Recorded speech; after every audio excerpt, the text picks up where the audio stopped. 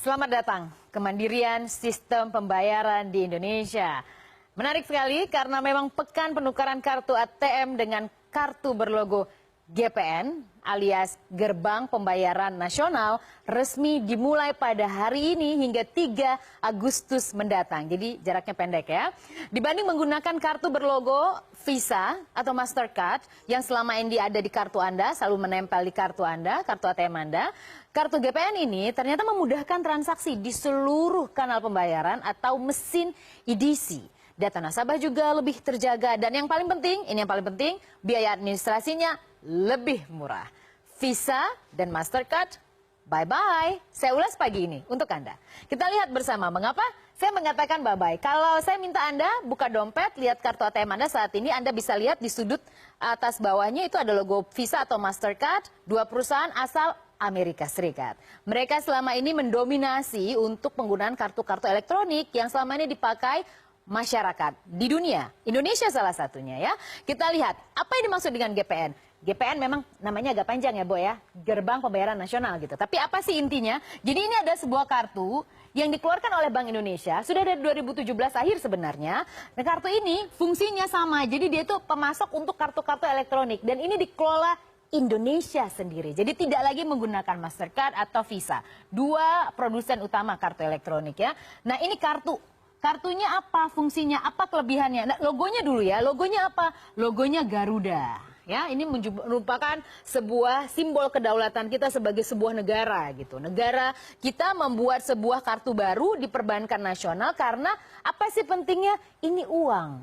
Tidak hanya masalah uang yang bisa beredar tidak hanya dalam negeri, tapi yang menarik adalah ini mengenai kedaulatan negara kita. Masa bangsa 250 juta jiwa nggak bisa punya kartu sendiri gitu loh. Kita bisa dong create kita punya produk sendiri dan dibuatlah GPN. Apa fungsinya? Interkoneksi. Jadi interkoneksi bank-bank mana saja. Misalnya Anda dari bank A, B, C gitu ya. Biasanya kan kalau kita antar bank itu ada biaya yang lebih ya, yang harus dikenakan di charge gitu. Tapi kemudian dengan GPN ini Anda mau dari bank A, B, C, tarifnya sama. Sama semuanya. Jadi dari bank manapun Anda bertransaksi, Anda mau ngambil ATM dimanapun, sama. Satu saja kartu yang dibutuhkan, fungsinya banyak ya. Saya udah kayak marketing ya. Tapi saya benar, ini menarik ya, ini menarik. Lalu kita lihat bagaimana dengan interprobabilitas ya. Interprobabilitas ini fungsinya adalah kalau Anda tahu mesin EDC itu yang kalau kita mau gesek, kalau kita bayar di ATM, supermarket gitu ya. Nah, biasanya kalau misalnya ini adalah EDC merek keluaran Bank A. Kemudian ini EDC keluaran Bank B gitu. Oh nggak bisa Pak, saya harus di sini karena charge-nya beda gitu. Nah nanti enggak, di kanal manapun Anda flat atau bukan flat, sama gitu ya biaya yang dikenakan. Jadi interkoneksi interprobabilitas. Sederhananya daripada istilahnya ribet-ribet, yang pasti lebih mudah. Nah mudah dulu ya, nggak perlu tambahan dana, biarpun beda kanalnya, beda banknya, artinya mudah dan murah gitu ya. Bank Indonesia senang banget pasti ya kita bahas ini pagi hari ini. Tapi terlepas dari itu, ini adalah mengenai gambaran GPN. Jadi supaya Anda tahu ya, sekarang hari ini sudah bisa ditukarkan loh. Anda punya ATM, kartu ATM ya, bisa ditukarkan di beberapa bank. Anda bisa coba dan cek, mungkin Anda mau menukarkan. Kenapa? Karena biayanya lebih murah. Lalu selama ini seperti apa prakteknya? Saya bawa Anda untuk lebih tahu, mungkin tanpa Anda sadari ya. Visa, Mastercard, dan GPN. Ini adalah perbandingannya. Kalau Anda punya kartu, Anda lihat tadi saya sebutkan di kartu atas atau bawah itu biasanya ada logo Visa atau Mastercard. Dua perusahaan ini adalah raksasa perusahaan. Oke. Dua perusahaan ini adalah perusahaan yang berasal dari Amerika Serikat ya. Raksasa ini ya. Kalau Visa biasanya mengenakan setiap kali transaksi dikenakan 0,8%. Kalau Mastercard 0,85%. Anda lihat di kartu Anda, jangan-jangan kartu Anda punya dua-duanya. Karena kalau dua-duanya artinya menjadi 1,65% yang harus Anda charge. Tapi kemudian Anda bilang, charge yang mana? Orang nggak ada juga saya dikenain biaya. Anda nggak sadar. Memang ini dibebankan ke merchant, ke banknya. Dikenakan di bank. Dan secara ya iyalah ya bisnis masa bank mau ngasih dana sosial. Dibebankan lagi lah ke konsumen. Anda nggak sadar kan biaya administrasi itu kita biasanya nggak terlalu mikirin gitu, paling berapa ribu. Tapi kalau dikalikan kemudian berturut-turut, gede juga ternyata gitu. Nah dari 1,65% ini GPN menawarkan yang lebih murah, yaitu 1% saja. Jadi kartu-kartu Anda yang banyak itu bisa ditukarkan dengan satu kartu GPN. Hanya 1% aja. Bandingkan Anda bisa hemat 0,65%. Tidak hanya itu, menariknya kalau Anda transaksi selama ini Amerika Serikat, ini Indonesia. Anda tahu nggak, kalau misalnya Anda transaksi itu, sekali gesek, itu proses transaksinya ke sana dulu, ke Amerika Serikat. Gila ya, jauh ya, Bo. Kita lihat, kita transaksi cuma di supermarket kecil aja, atau supermarket biasa, dia ke Amerika Serikat dulu prosesnya, baru kemudian balik ke Indonesia gitu. Nggak fair ya. Ya, maksudnya bukan nggak fair juga sih. Ya, maksudnya kita juga baru tahu ya, ternyata transaksi kita yang ratusan ribu itu kalau pakai Visa atau Mastercard, setiap sekali Anda gesek, itu proses dulu negara asalnya, itu dua negara, itu Visa dan Mastercard itu di Amerika Serikat. Baru kemudian kembali ke Indonesia. Dan bank membutuhkan paling tidak, dan yang dibutuhkan oleh perbankan itu adalah 2 miliar dolar. Kalau mereka mau transaksi untuk menutupin kita punya transaksi. Dan bank juga nggak mau sendirian, dibebankan lagi ke kita sebagai nasabah gitu. Jadi mudah, murah, dan Visa Mastercard tampaknya sedikit ada saingan ya, GPN saingannya ya, buatan negara sendiri. Ini biaya Visa dan Mastercard. Tidak hanya itu, saya bawa Anda ke sini. Ilustrasi keuntungan Mastercard dan Visa. Kita ingin tahu, Visa dan Mastercard kan 20-an tahun nih di negara kita.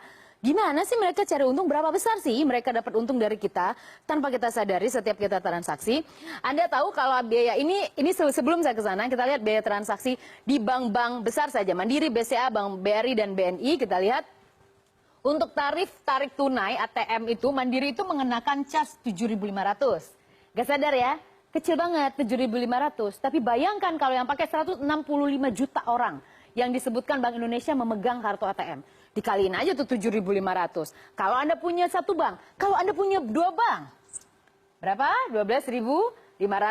Anda punya lagi bank yang lain, tambahin aja terus. BNI, tumpukin aja terus. Double deh tuh ya, kita punya beban ya. Itu kalau tarik tunai. Tapi masa sih selama ini kita cuma tarik tunai? Masa iya cuma tarik tunai aja? Ya enggak lah, kita pasti transfer antar bank. Kita lihat transfer antar bank, ada lagi biayanya, bos. Kita lihat, nggak ada makan siang yang gratis gitu ya. Jangan dipikir sekali gesek itu nggak ada biayanya. Lalu bukan hanya itu, kita biaya tagihan kan? Bayar, masa iya zaman sekarang ya di kota besar utamanya pasti listrik, pembayaran listrik, PLN, beli token dan lain sebagainya pasti pakai bank kan ya. Ini biayanya lagi, ya kan? Anda pasti nggak penuh, pasti ada biaya. Kalau di bawah, kalau Anda habis beli voucher, di bawahnya biaya 3.500. Misalnya untuk Bank Mandiri, BCA 2.500, duit semua itu ya. Lalu pembayaran kartu kredit bank lain. Kalau BCA gratis ya, tapi kalau beberapa bank mengenakan cas. Biaya tagihan gas dan lain sebagainya. Jadi ini masalahnya adalah fulus, bos. Uang ini semua ya. Jadi kalau ini jadi uang, kita mau tahu si Mastercard dan kemudian Visa dapat keuntungan berapa. Contoh aja, transaksi ya, kita transaksi 1 juta rupiah misalnya. Kita transaksi 1 juta rupiah. Tadi bank untuk Visa misalnya 0,8%, artinya 8.000. Oke, kalau misalnya Anda punya dua-dua, Visa dan Mastercard, artinya Anda dikenakan cas dikali 2. Kalau transaksi Anda 1 juta, artinya adalah 16.500. Kecil. Tapi kita bandingkan saja, misalnya 16.500 dikalikan saja dengan 1% saja penduduk Indonesia yang pakai. Kita nggak usah pakai barometer 167 juta ya. 1% saja dari 250 juta masyarakat Indonesia dikalikan 25 juta saja, Anda tahu berapa nilai yang didulang oleh Visa dan Mastercard? Itu lebih dari 400 miliar rupiah. 400 miliar rupiah lebih hanya untuk transaksi 1 juta. Dan itu pun kita asumsikan hanya sekitar 1% penduduk Indonesia yang melakukan transaksi tersebut.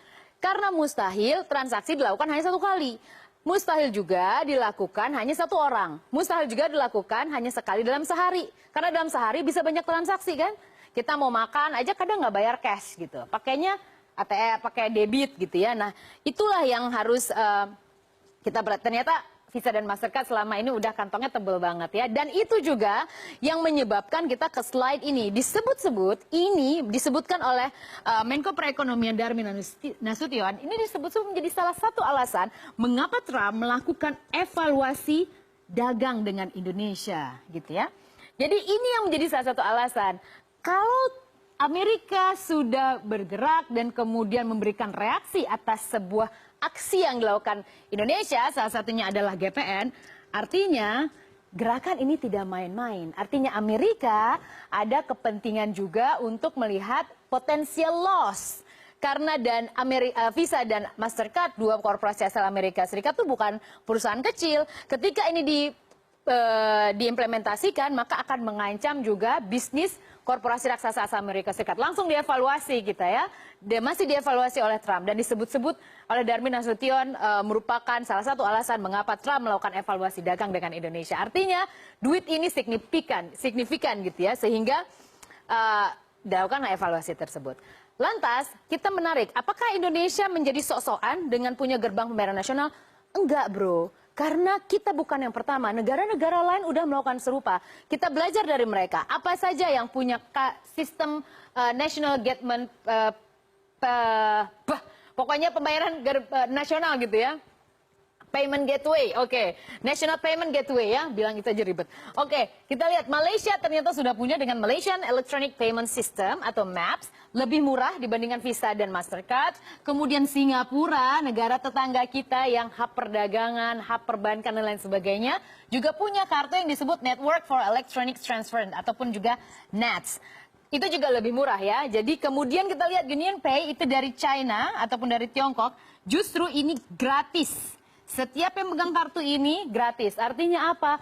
Bangsa mereka dari sektor perbankan, kemudian institusi keuangan, sangat mandiri. Kenapa? Ya orang pilih yang gratis lah. Jadi nggak bisa bersaing kan Visa dan Mastercard. Artinya perbankannya bisa lebih efisien gitu. Dan juga cost yang dibebankan pada nasabah juga bisa direlokasikan untuk hal yang lebih berfungsi. Jadi negara-negara seperti Malaysia, Singapura, dan Tiongkok sudah melakukan hal serupa. Sekarang saatnya kita.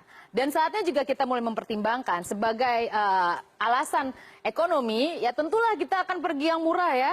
Apalagi demografi kita lebih dari separuh merupakan segmen menengah. Masa iya transaksi belanja di kafe-kafe keren, kita nggak sadar kita diporotin aja tuh ya dengan biaya kayak gitu. Tapi yang menarik adalah terlepas dari biaya yang lebih murah, ada satu pesan yang mungkin menarik untuk kita sadari bersama. Bahwa tampaknya ini merupakan salah satu momentum yang sangat baik. Kita menjadi bangsa yang lebih berdaulat. Kita mandiri. Bahkan untuk mengatur sistem keuangan kita sendiri. Berdiri di kaki sendiri, punya produk sendiri, transaksi sendiri untuk diri kita sendiri. Untuk Indonesia.